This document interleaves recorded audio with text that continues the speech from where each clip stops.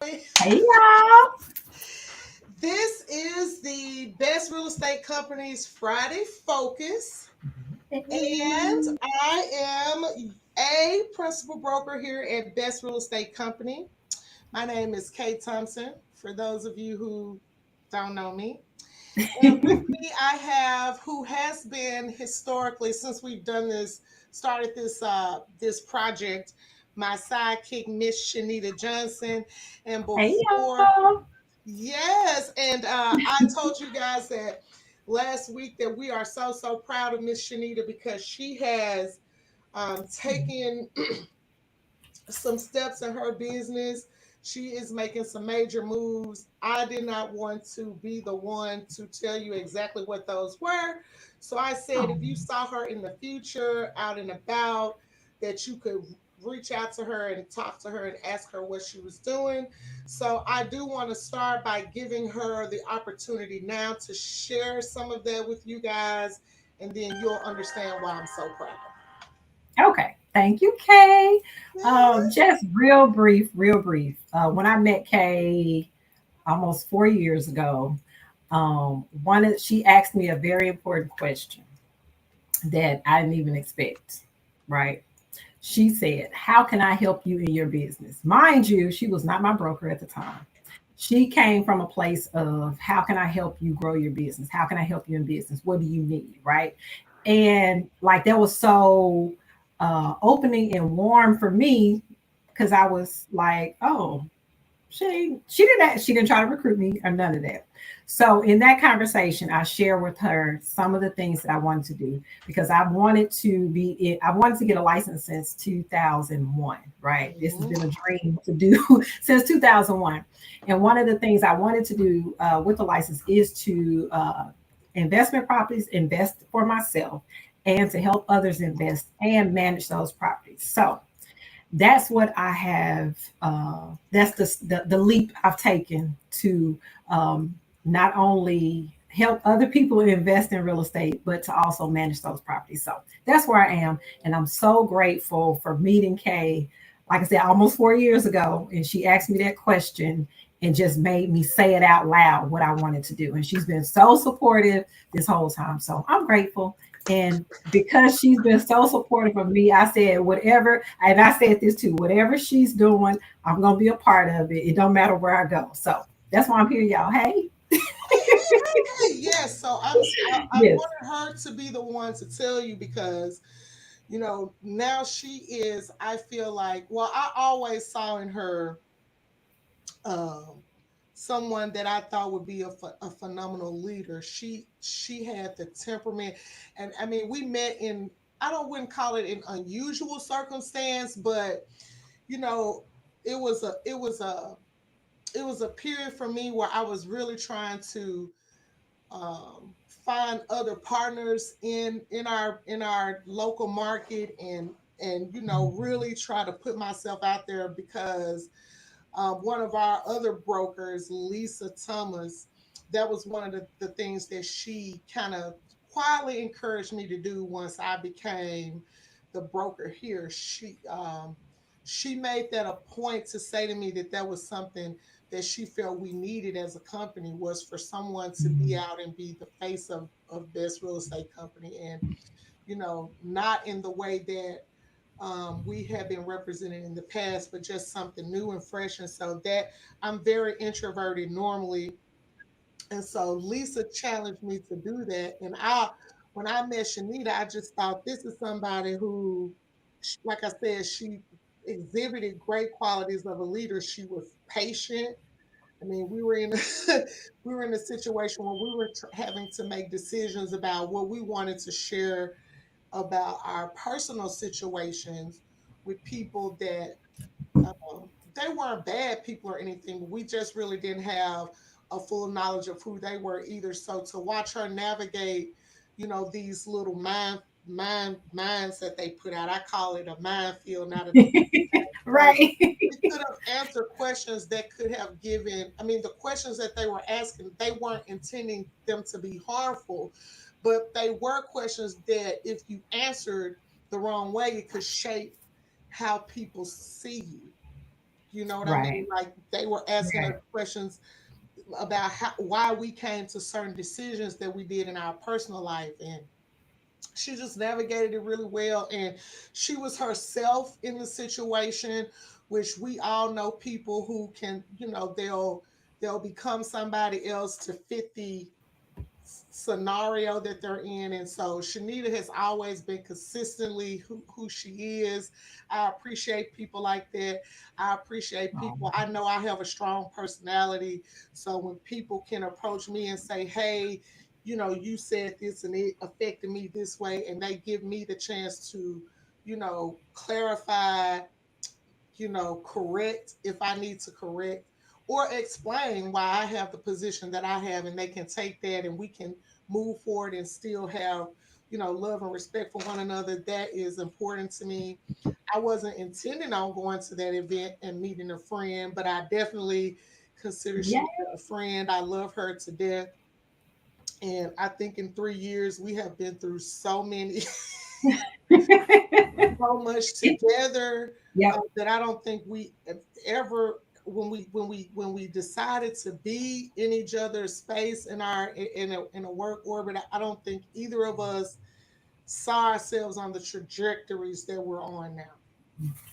Yep. And so I am so proud, and I want everybody to support her in her endeavor. We have a partner now that we can use if we're looking for somebody to manage real estate. I know we have investors out there. I had an investor ask me, who's an agent here just a couple of weeks ago, can I do this? Can we do that? And I had to tell that person we didn't have an option that I felt comfortable sharing with him. And now Mhm. we do. We have an option. We have someone that I feel comfortable that is going to do a good job for you, and help your clients, that we have a relationship with, that we could say, hey, if this didn't go the way the client expected, and we can get that same respect back and a solution to the problem. So, I appreciate that. yes, I'm so excited. Okay, so moving on, moving on, moving on. Last week, well, Shanita had a few weeks ago, maybe a month or so. It's been about Yeah, a it's month. probably about a month now. She challenged you guys. What did you challenge them to do?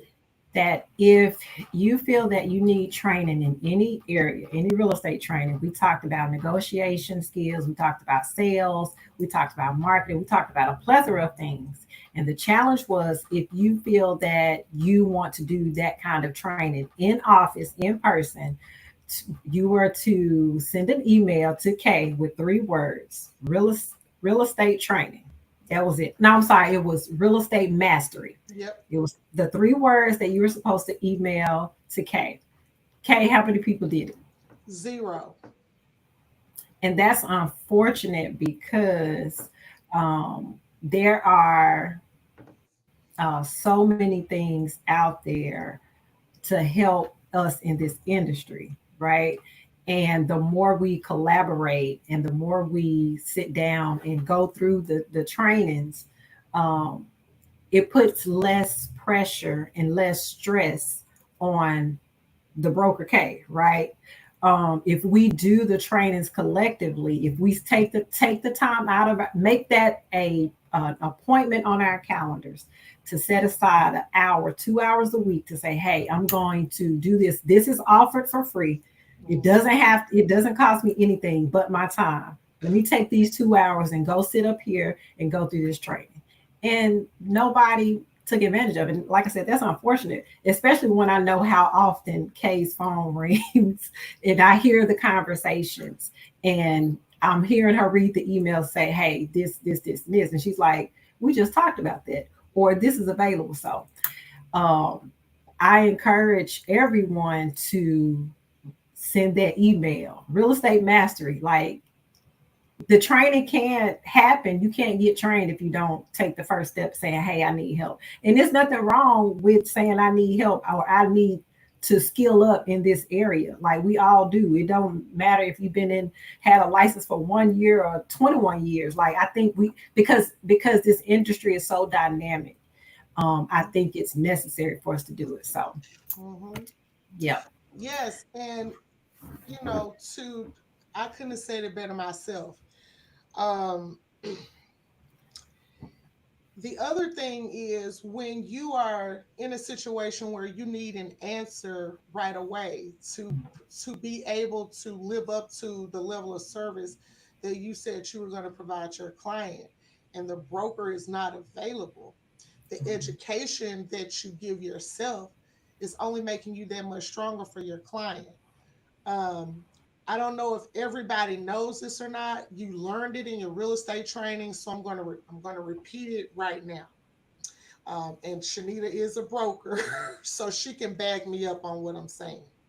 Your broker, by law, only has to be available, accessible, meaning they only have to answer their phone for you during regular business hours. Now, Shanita, will you help us understand what regular business hours are typically? Typically, the regular business hours will be the same as the bank. So banks close typically 5 o'clock, 6 o'clock. Same with attorneys; they close 5 o'clock, 6 o'clock. Those are the hours. That's the window. 9 a.m. Some of them 8 to Mhm. 5, 6 in the evening. So you have a window from 8 a.m. to 6 p.m. where your broker is by law required to be accessible to you to answer your questions, to help walk you through something, right? Right, Um, so anything outside of that, it's not a requirement. Yeah, it's nice to have, but it's not a requirement. right. And so I see that all the time agents get upset. We've had agents go, come for me, agents to come for Malcolm. We've had agents to come for, several brokers here. And they're like, you weren't available when I needed you, and it was Saturday at 7 p.m. Well, the broker legally doesn't have to be available. If your broker is available at that time or outside of business hours to answer your questions, that is just because they are dedicated to, giving you a level of service. Um, Mhm. you know, so that you can be better for your customers. But and I do that when I'm able to. I when I walk by my phone, because I drop my phone at the front door when I come home every day. So I might see, I might see your message and I might not. But if I do walk by the phone and I see the message, I will respond because I do want you to be able to move forward in your transaction as smoothly and as effortlessly as possible. And no, I don't want backlash on the back end because you didn't understand something. So like I've always said, the relationship between a broker and an agent is like a marriage. It is like a marriage, and everybody has a part to play. Even in a Mhm. family, the same thing. You teach your kids to do chores, you teach them to be home at a certain time, to follow rules of curfew. They have to go to school and get good grades. That is their part, the role that they serve in the greater unit as a family. And so that's how you guys have to look, or you should be looking at this situation when you're the agent and then you have a broker. And I encourage everybody to go and take the education that's needed so that you can have the understanding of what it is to be in the broker's shoes. It is a different type of education. Most people say, oh, it's 30 extra hours, but it's not the same 30 hours that you got as an agent. It's not. That what is it? The extra 30 hours they call it in Tennessee. Well, all the states you get, well, not all of them, but the states that we Post licensing. are most, Mhm. yeah, that we're most doing most of our work in. It's a 60-hour licensing course, and then it's a 30-hour. I think they call it agency course or something like that. But the broker Mhm. 30 hours is different, and you have to be able to think different and put yourselves in the role of the leader. If you are the broker, if you are me, do you want to open yourself up to being accessible to people outside of your family, for 24 hours a day, 7 days a week, at Christmas, at Thanksgiving? At some point, you're going to want privacy and a time to enjoy the people that you love most in this world. And everybody deserves that. So that's, that's one thing. And then the other thing, I think we have a large opportunity, a huge, immense opportunity to change the perception of our industry. We're under a spotlight Right. right now because of all these rules that have come about in terms of commissions. And I am getting questions from people. And let me just say this, you know, everybody needs to continue to be a continual learner in real estate, I think, in order to be truly effective. Shanita and I, Mhm. we don't just come to this podcast and just throw stuff at y'all that we think. You know what I mean? We think about whether we it's a relevant topic for you to move forward positively in your business, but we're not just coming up with numbers and stuff off of our heads. We have had several podcasts where we said to you, this is where we got our data. That meant we had to Mhm. research, read. We're doing those things on top of running our business, our individual businesses. She has clients, whether they're buyers or sellers, a diverse, you know, set of people that she's doing a multitude of things for, and so do I. And so we, it's not, we're doing the same things that we're asking you to do. That's what I'm saying. It's Mhm. we're not above Right. learning. I've been talking to you guys about this book the last couple of weeks. I had read it years before. Like I said, Larry Mayall gave it to me when I first became an agent. But here I am rereading it. Why am I Yeah. rereading it? Not just to share the information with you, but because I feel like there are things that I have forgotten as a Mhm. professional, as a person, um, that where I may be having, some gaps in how I communicate with people. And one of the things that set that out for me, not to, you know, be putting y'all in me and Shanita's business or anything, but we were out of town and I don't even remember what the comments I was making were about. I don't remember the subject. She probably does. I don't remember. But I distinctly remember her asking me, why are you being negative about this? Right. So Mm. my intent was not to be negative, but and I could say all day long, well, I'm not being negative, but that's not what she perceived. What I was saying came over out to her in a negative way. And so, Mm. I think, explained why I was saying what I was saying, but that always stuck with me. Now, I could have taken two stances. I could have said Shanita just doesn't want to be on my side. She has an attitude. Mhm. I Yeah. could, you know what I'm saying? I could have did that. Or but because I understand how communication works because I've studied it, that was not my first inclination was to say Shanita has Mhm. the attitude. She was the one who was looking at what I said wrong. I had to question myself, like what words did I use, right? How was my Mhm. tone? You know, um, and I was being negative. Like when once I evaluated it honestly, because Mhm. you do have to be honest Honest. with yourself, right? Once I evaluated it honestly, I had to admit that to myself. And that's what adults should do. You know what I mean? And so I eventually said later in the day, I think, I'm sorry, Shanita, that I was negative about what it was Yeah. before. And because I do value her opinion. And I do believe that she cares enough about me to not let me look like a fool in public or whatever situation. And so Mhm. she's going to take the opportunity, in my mind, what I saw is a way to protect me from, having another negative experience with somebody else, or, from saying something that would have been offensive to someone else that I couldn't come back from. I looked at it as as that was, she was protecting, because she knows who I really am, and she knows that I have a good heart. And so that is what she was encouraging me to portray. So that's what brought me back to this book, because Yeah. clearly I have forgotten some things. You know, it is what you Yeah. say, but it's also how people take it.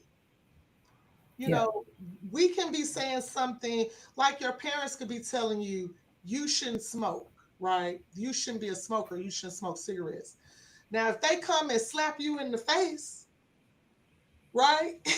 Before they Yeah. say don't smoke, what are you going to do? Probably go smoke, because you can't Right. believe they slapped you in the face. That's what you're going Right. to, you know what I'm saying? I know that's probably a horrible example, but that's what you're going to walk away with. You're going to remember they slapped you in the face first.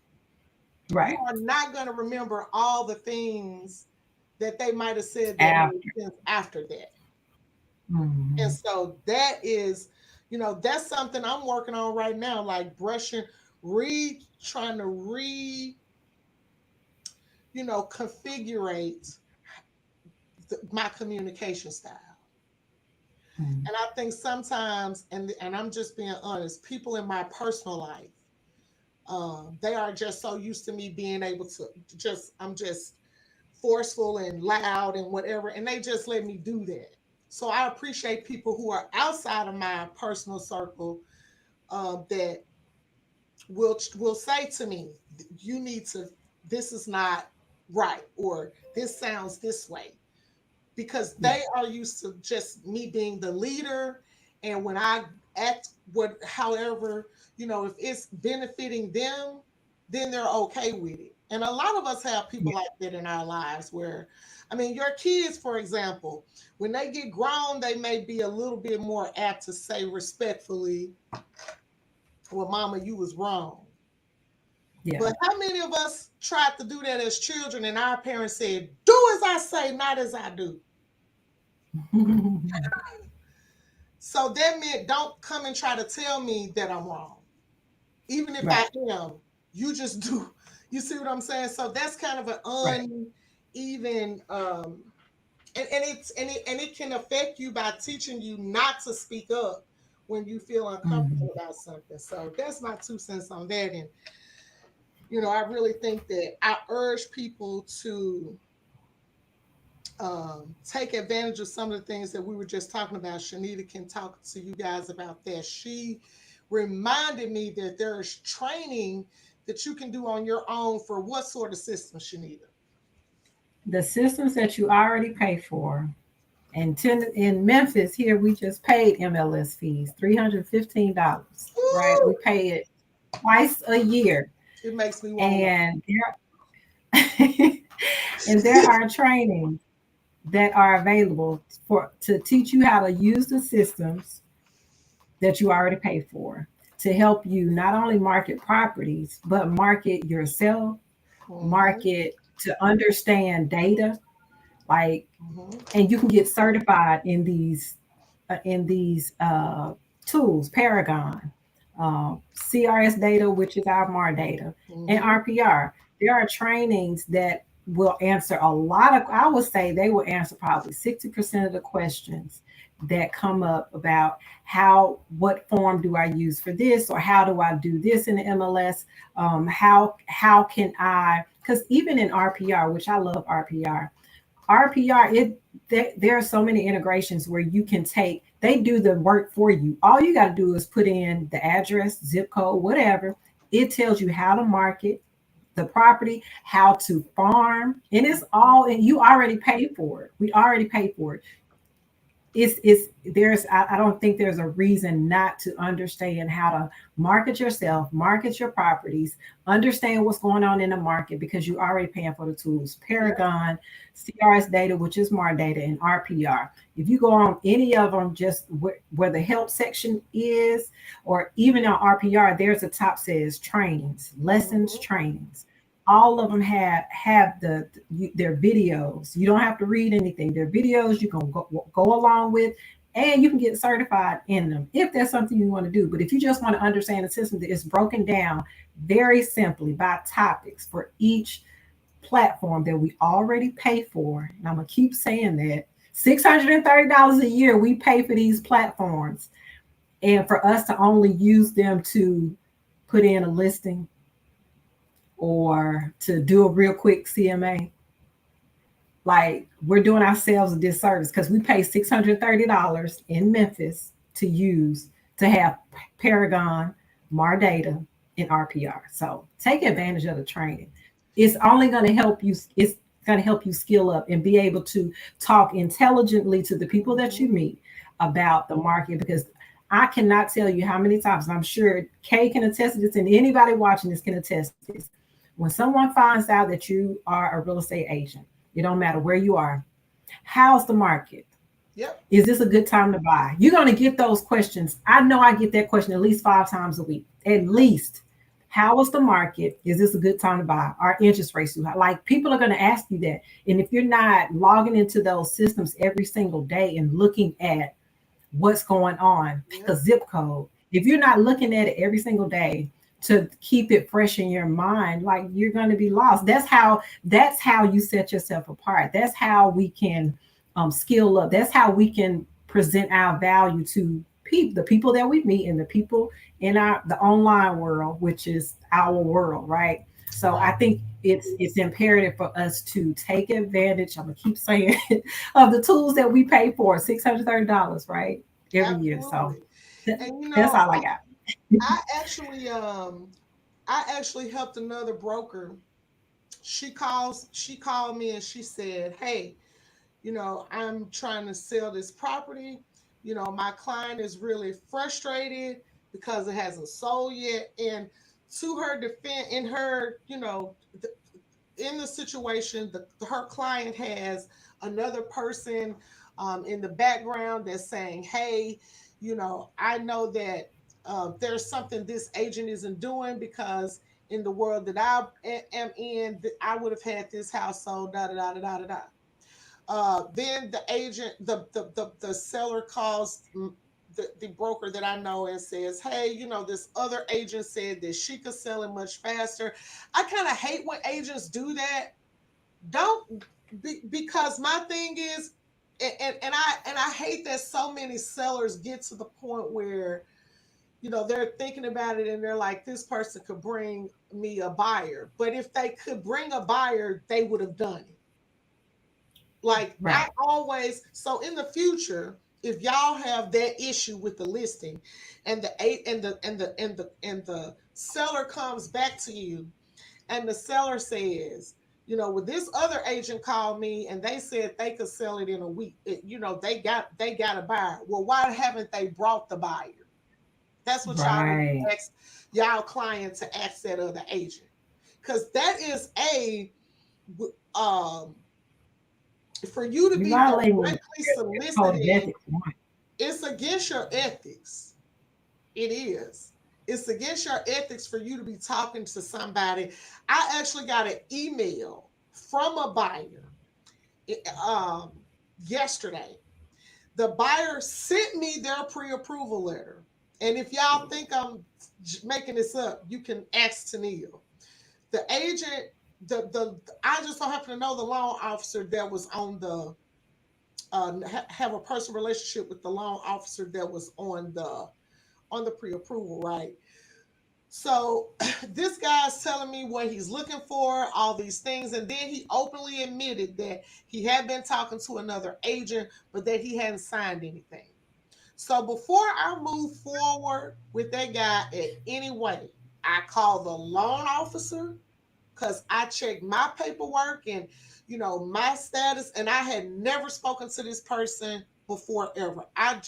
I want to make sure, he's not a scam and he's not using the loan officer's pre-approval letter to make some bogus claim, right?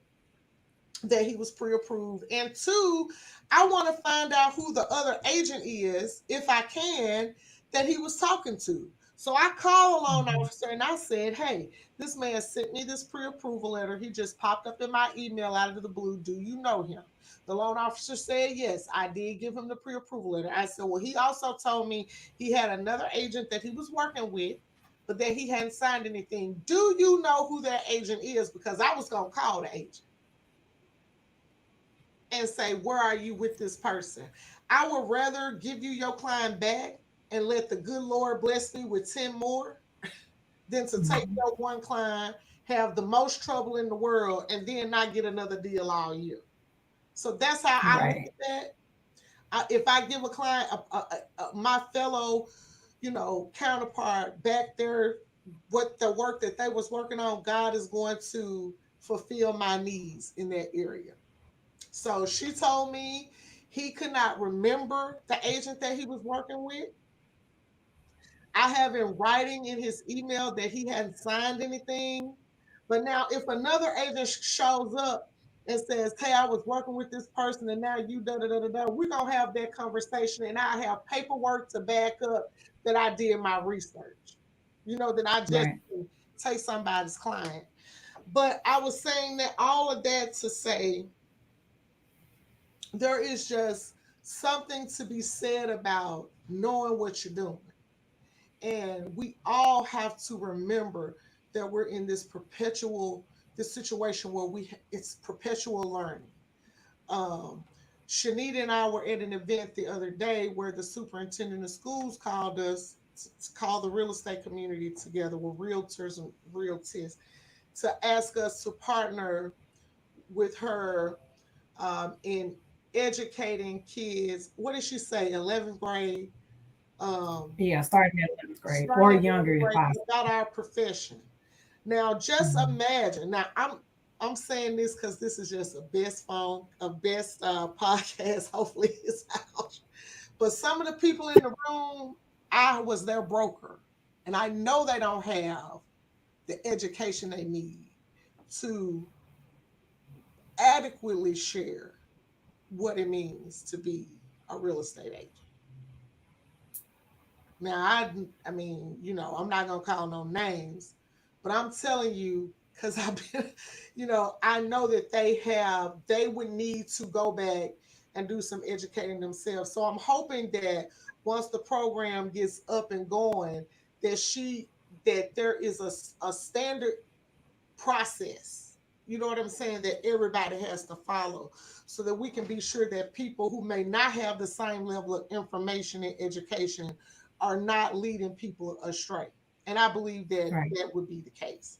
But I was afraid sitting back there because I was just like, oh my gosh, this person here, like, I know they don't know the fundamentals of what they should know. And I know that they feel prideful, and they won't come back because they've been in it for a long time in their minds. I don't think you can ever be in something long enough that you can't learn anything, you know? Right. Yep. So we're going to stop harping on that. Shanita, the offer is still open, right, for them to send you the Yes. email for real estate mastery. And Real so we're estate going to master, just 3 words, just those 3 words. Email it to Kay. If we get enough people to say, hey, I want to do this, then we can start planning the training. absolutely. And the next thing and the last thing we're going to talk about for a few minutes, I just wanted there's been a lot of news about the feds and the Federal Reserve and them dropping interest rates. And I noticed in the last week that a lot of people think they're going to drop the mortgage interest rates, which I'm like, that's a good thing for me to talk about because I know that's the perception, especially of people in the real estate world, but the mortgage rates are not what they're talking about. Now, I have written down a definition that I think I understand what they're talking about, but I wanted to have a definition, something that people could go and look up, for themselves to start this education, this self education that Shanita and I are very adamantly promoting. It's I Yep. mean, It's a must that we do this. So the federal funds rate is what they're talking about.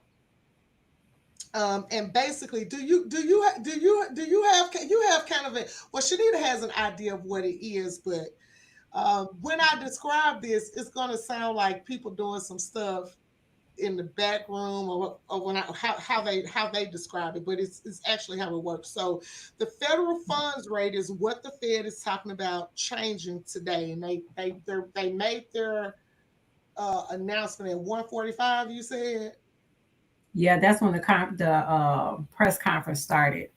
right. I'm So looking at it. You can we're keep not going talking. to I'm tell looking to see y'all what what. happened. Like that's part of the homework from this podcast. Um, Yeah. but the federal funds rate is what they're talking about, and it refers to the target interest rate range. Is set by the Federal Open Market Committee, which is like a leg or an arm of the Federal Reserve System. And what they do is they determine the direction of monetary policy in the United States. So it has 12 members.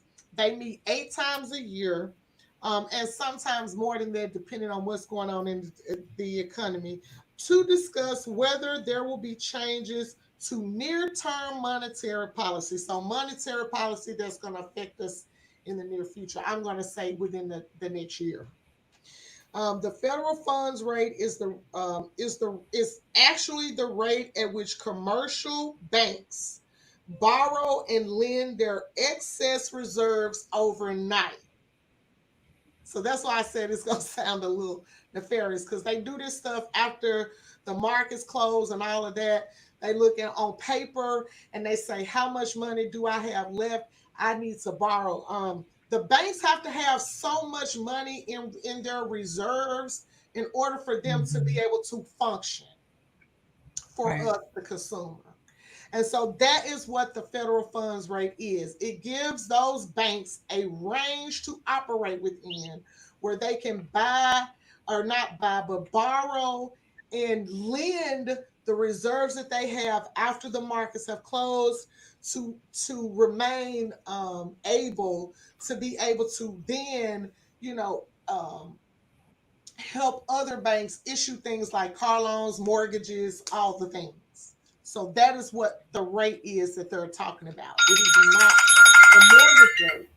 And just because the federal funds rate changes, that doesn't necessarily mean that the mortgage interest rates are going to go up or down. They are not interlocked like that.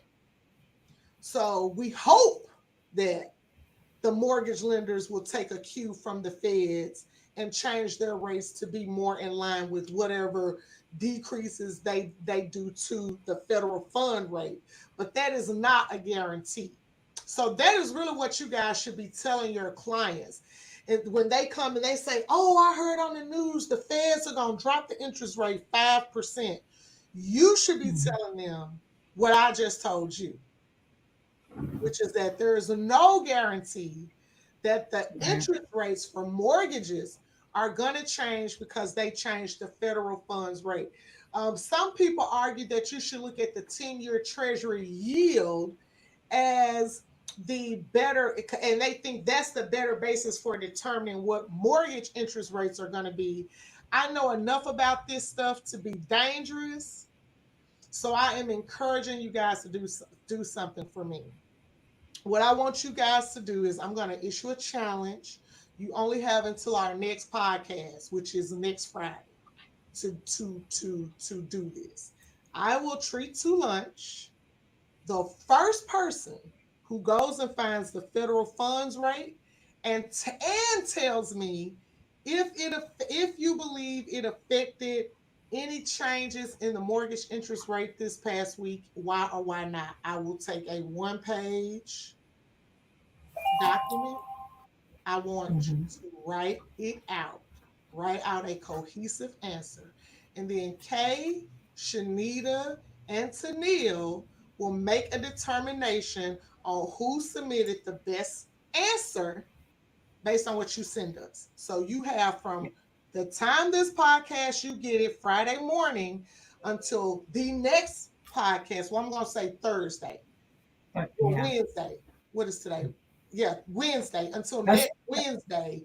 So that gives us enough time to review the documentation and to declare a winner. But we will declare a winner if we get submissions by next Friday. And this is an effort, like I said, a concerted effort for us to help you guys to learn how to be educated in the field that you work in, because that is truly what's going to set us apart. And being able to have these face-to-face conversations with clear cut, concise, and accurate information, that is what's going to set us apart from everybody else in our industry. We can all look pretty, cross our arms, and hold up a soul sign. We can all do that. Everybody, I think there's beauty in every human being on the face of this earth, and we can all make that come through in pictures. Shanita is excellent at making me look beautiful.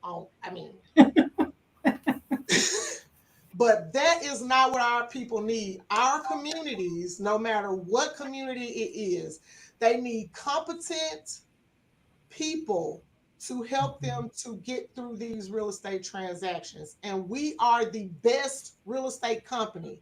There is no reason why we should not be living up to that name in terms of, the education that we have. Now, do you have anything else that you want to add to that, Miss Shanita? I think I'm done. No, I don't. I think we harped on education enough. So just take advantage of everything you have, and we'll see y'all in real estate mastery training. That's what I was just going to say. Y'all have two assignments. You need to send me an email that says real estate mastery, and you need to tell me about the federal funds rate. If it affected the mortgage rates, and if you believe it did, why? We'll see y'all next week. Until next time, take care of yourselves and sell something. Woo, woo, Beautiful weekend. See ya. woo. Bye, y'all.